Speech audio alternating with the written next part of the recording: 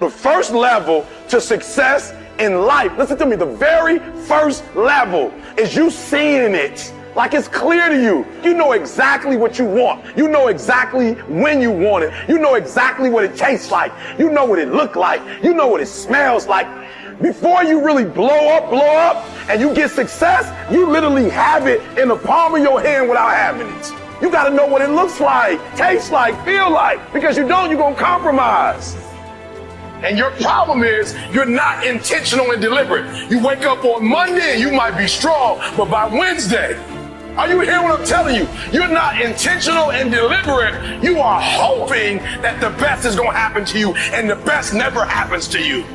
You gotta be intentional and deliberate, whether you're making money or not making money. You gotta decide that you're gonna do something, and you gotta do it every Monday, every Tuesday, every Wednesday, every Thursday. The problem with some of you in this room, you're not intentional and deliberate. You're a good person that just hopes the good stuff is gonna happen to you. It has everything to do with what time you wake up. It has everything to do with how you eat. It has everything to do with how you work out, how you prepare. It has every single thing to do with how you think. And when you want it as bad as you want to breathe, says, I'm willing to make any sacrifice. I'm willing to go through any pain. I'm willing to go through any suffering. I'm willing to go through whatever it takes. So when I get in there and it's me and him one-on-one, that I guarantee you at the end of it, I won't be the one that surrendered. In order to have unbelievable choice and options in your life, in your pursuit of your dream, you must eliminate them. You must shrink your focus down to one thing, one business, one focus at one time, and master it and get great at it for an extended period of time. The irony of life is that the more you shrink your options in pursuit of your dream, the more it'll open them up in your life later. What are the things that are stealing your focus? Who are the people that are stealing your focus? And begin to eliminate these distractions. Get laser focused and obsessed on what you want. Be starving and hungry to get it. Be desperate to get it. The combination of desperation and hunger with laser focus over an extended period of time is the formula to be great at something. And you've got to be so relentless, regardless of what comes down the pipe, that you're always looking for a way to get over, always looking for a way that you can break through, always looking for a way that you can win, always looking for a way that you can strike a telling blow. But you got to understand, you can always get a little bit better. You can always excel a little bit more. You can always push it a little further. You can always climb a little bit higher. You can always better your best. You can always go beyond anything that you have ever done. And so all you're looking for are new breakthroughs through practice and practice. You'll get better and better. And when you know what you want, you will do anything it takes to get it.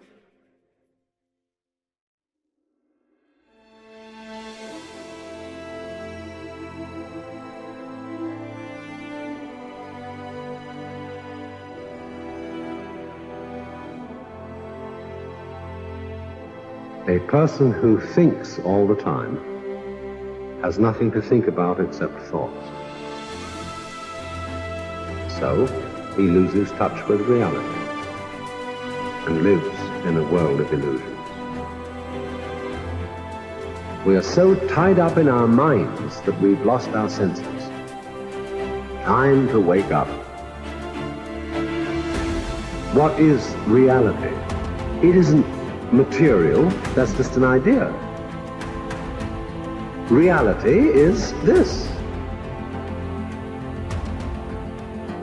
Whoever it is that you want to be, no matter how many times you may have failed at attempting to become that person leading up to this point, you can still become that person.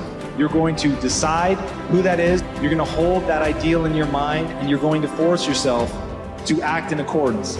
You are going to tell people what you're up to. And if you really have some balls, you're going to tell people that want you to fail.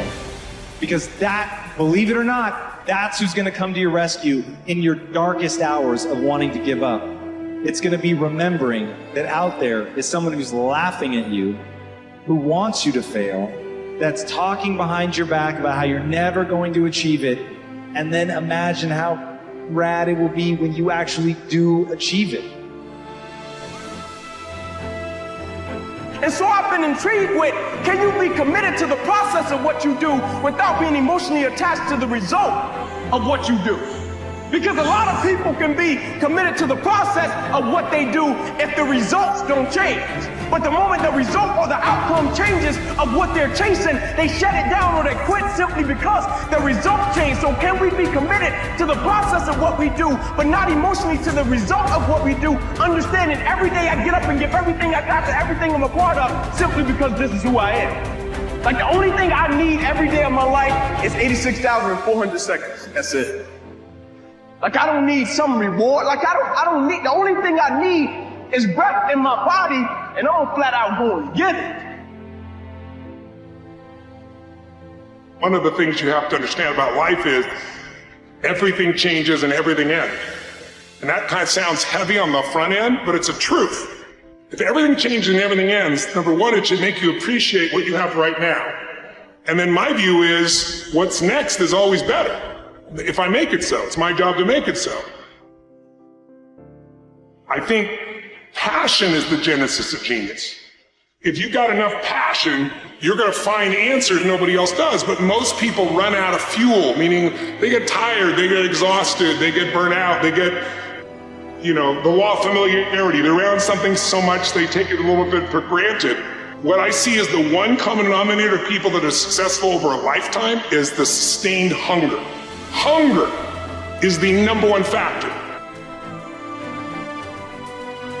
That in order to move forward, you move forward by taking the next right step.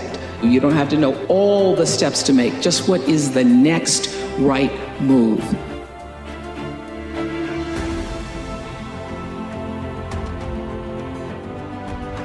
I want to recommend that you take just 1 hour a day, 5 days a week, and devote this hour to exercising your mind.